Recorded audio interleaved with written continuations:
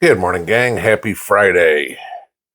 So, remember when you were a little kid, you wanted something and you went and asked mom, and mom said no. And so, like every other kid, you went and asked dad, right?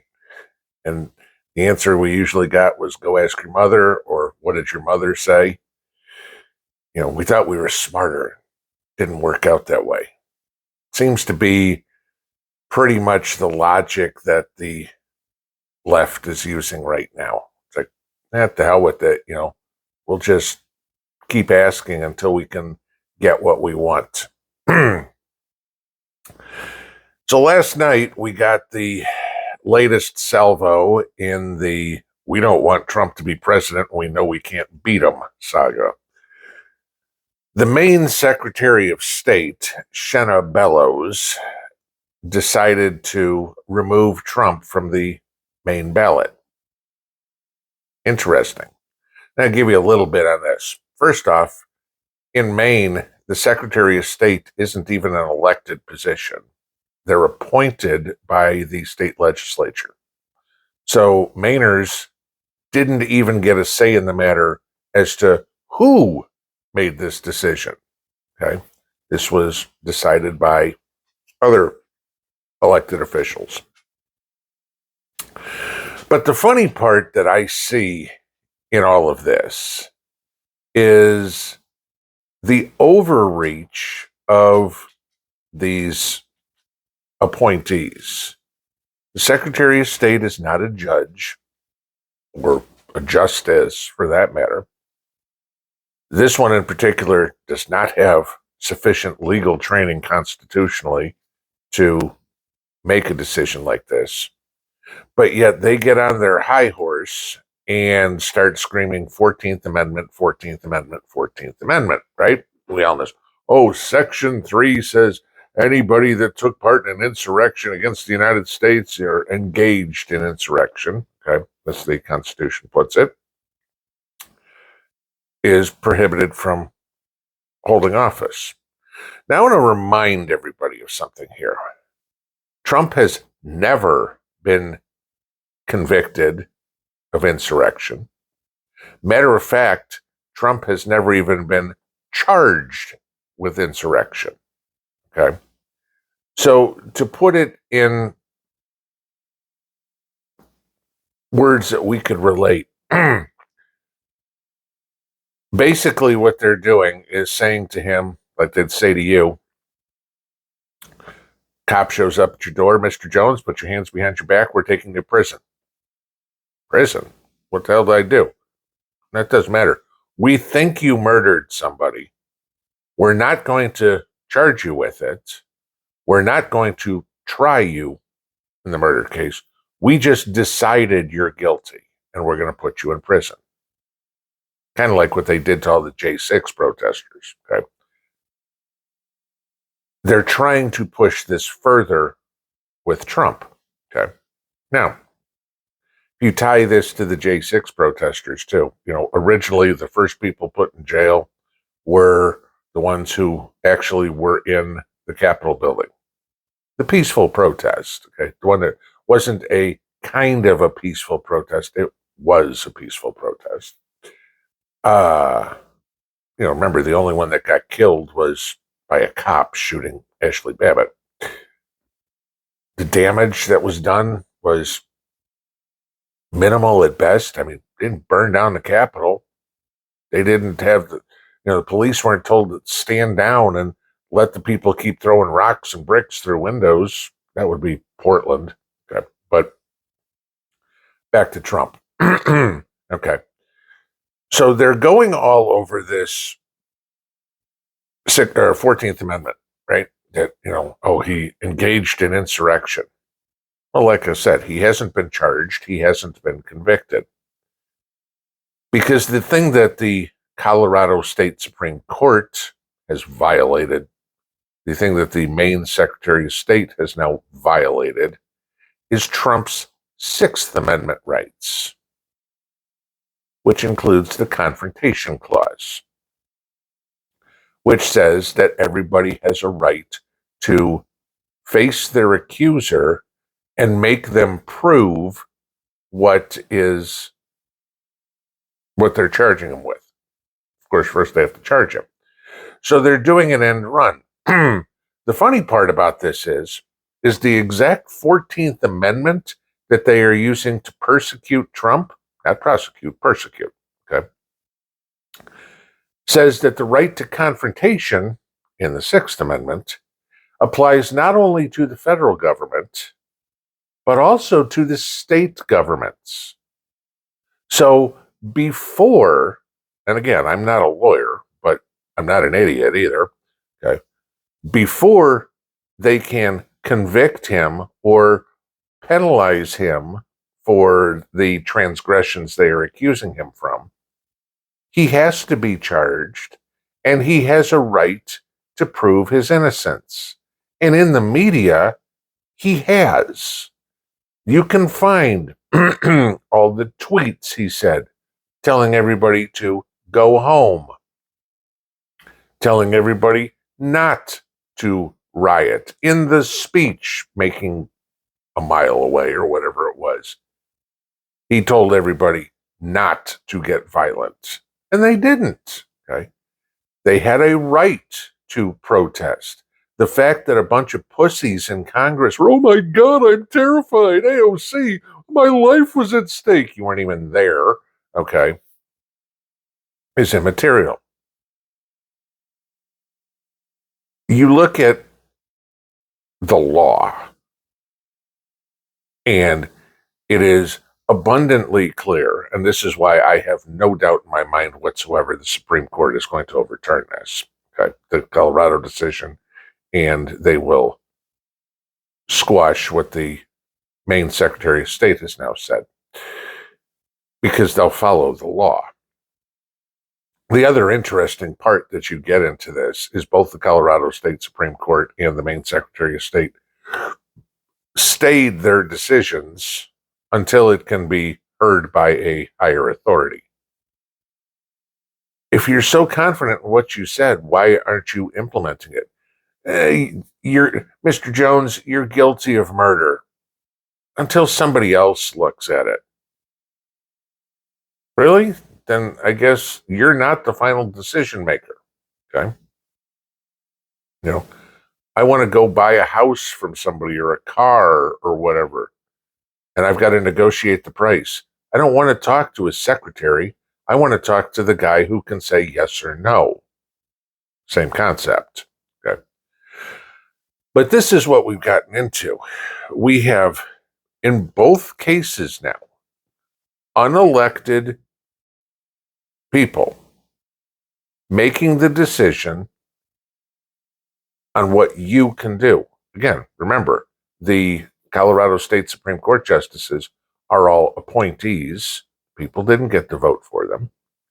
The Maine Secretary of State is an appointee. People didn't get to vote for him. So now we are putting in power to make decisions on who we want to lead our country into the hands of somebody we had no decision in saying you could even have that job. Yeah, if you put that in common definition, that's called a dictatorship. Okay? When unelected people make the decisions for the populace. Right? Whatever happened to save our democracy? Oh, that's right. Only when it benefits us. We'll listen to your opinion as long as you agree with us. You know, God forbid there be any dissenting opinion. But like I said, Trump now has a case not only violating his First Amendment rights, he's got a case for violating his Sixth Amendment rights, and he's also got a case for violation of the 14th Amendment, the exact one that they are using to smear him. Now, you know as well as I do, every time something like this happens, Trump's poll numbers go up. Americans as a whole do not like to be shit on. And when it is the government trying to shit on us, that's the last straw. Okay. It will not surprise me to see those 4 justices in Colorado be disrobed soon. It will not surprise me at all to see the Lieutenant Governor of California be removed. It will not surprise me at all to see the Maine Secretary of State be removed.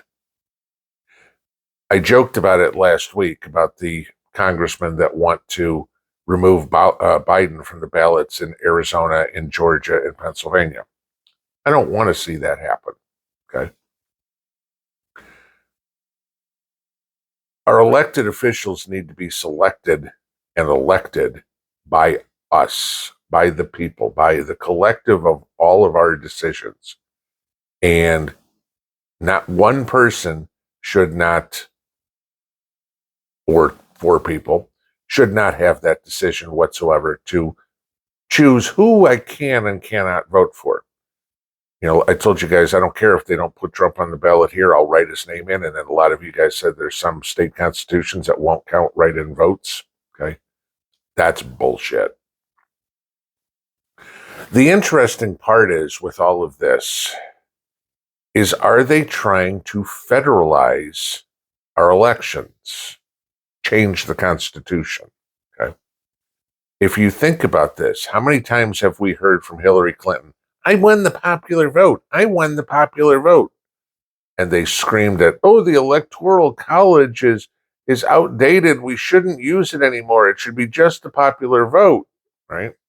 And then again, you'd see presidential campaigns in New York and California, and that would pretty much be it. Okay, they wouldn't need to go anywhere else. Well, this is probably what the ploy is for the leftists, is let's federalize the elections, take it away from the states. And the Colorado Supreme Court's going to assist. The Maine Secretary of State's going to assist. I mean, after all, they are uber progressive globalists. They want one world government. They don't want little states. They're going to do what they can to put a wrench in the whole thing and mess it up. Because if they federalize the elections, well, you know, the Supreme Court has to make a decision. Colorado's involved, Maine's it. So we're making a decision for the entire country. And you can wait for this one to happen, is that the Biden administration comes up and says, well, you know what, seeing as how the Supreme Court has to make a decision, we don't need the Supreme Court to have to make 50 separate decisions.